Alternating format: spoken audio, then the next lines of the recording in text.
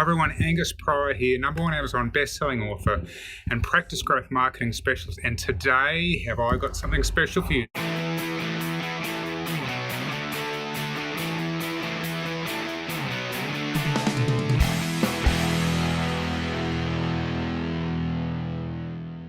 This gentleman sitting next to me, you might not recognise him with all the whiskers. Right. All the way from New Jersey in the US. You said that well. Mike Michalowicz, author of Profit First and so many other books. Mike, welcome. It's great to be here. I also brought the New Jersey violence and already broke stuff. We smashed a lamp here. It's quite embarrassing. I'm still a little bit red. Yes, we smashed a lamp quite undeliberately. Now look, for a number of the dentists watching this, the truth is you've probably not come across the concept of Profit First. So for me and my business, without a hint of insincerity, Profit First has been life-changing. Thank you. Just give us the gist of Profit First. So the gist is this, that we have been told for the entirety of our lives that profit comes last. It's the bottom line. And it's the cleaning crew just went over there. I want to share that when we're told something comes last, we equate that to insignificant. Like you wouldn't put your health last or your family last because that means it's not important. Yet we're told profit comes last, and therefore we don't consider it until the end of the year. With Profit First, we simply flip the formula. And we take our profit first, which means every transaction, every time you have a sale, immediately take a predetermined percentage, allocate that toward profit, remove it from your business, and your business runs off the remainder. It's the pay yourself first principle applied to business. I'd have to say, based on my experience with dentists all over Australia, this is not commonly executed. Without wanting to state the bleeding obvious, the benefit is that the business becomes more profitable. But what are the other benefits of doing this? Well, the business then starts speaking to you, because if you want to achieve, say, 10% profit, you take your 10% first. The business tells you what you have to do. If you can't pay your bills, there's one of two things happening. Too much expense, cut expense, or not good enough margins. You got to increase your prices. So it's a great way to listen to your business. It's reverse engineering profitability. But also we allocate money to other purposes. You need to take a salary to pay yourself. You need to pay your taxes. I don't know how it works in Australia. Yes, we do pay taxes. Okay, all right, I don't know. But my government too also stretches this long hand in and pulls out money all the time. And it's defeating to not have that money available, and then I panic. The business can reserve your tax liabilities for you. So we allocate money to its purpose before we spend it. Okay.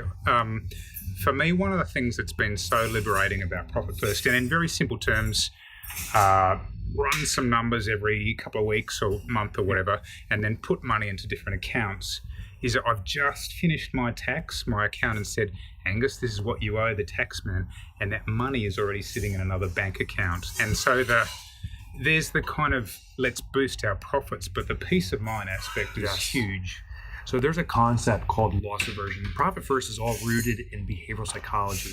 And the concept of loss aversion is once you possess something, we put more significance in it than if we never possessed it in the first place. Like a brand new car, that beautiful red sports car you want. When it's at the dealership, it looks beautiful, but we don't work an extra job necessarily to get it. Yeah. But once we possess it, if that dealership says you missed a payment, you better take it's comical hearing them clean up the damage. Hang on, just let's see if we can do this. There's the.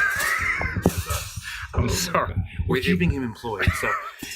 So once you own that red car and it's in your garage and the dealership says we want it back because you missed a payment, we will go to extraordinary measures to retain it. We'll work an extra job. We'll do whatever. The thing is, the car hasn't changed. Our possession or association with it has changed.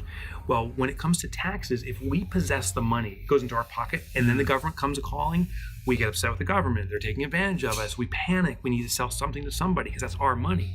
When the business reserves that money for us on our behalf, even though it's our money, the fact it's been reserved for us and it's been allocated out, we don't feel that pain associated with it. Yeah. So there's these behavioral, it's not a shell game. It's a behavioral management system. Yeah. And look, I am aware, there are some dentists in Australia and probably globally who are doing Profit First. I've had this conversation with one or two of them, and I'm not, in a sense, I'm not here to plug Mike's book, but the fact is the difference that it's made to my business, and I'm thinking, well, frankly, the gentleman's here in Australia, so my arm's getting a little tired. Yeah. Do you want me to take over? Sure. Okay. Oops. Let's get this right. There we go. What a champion.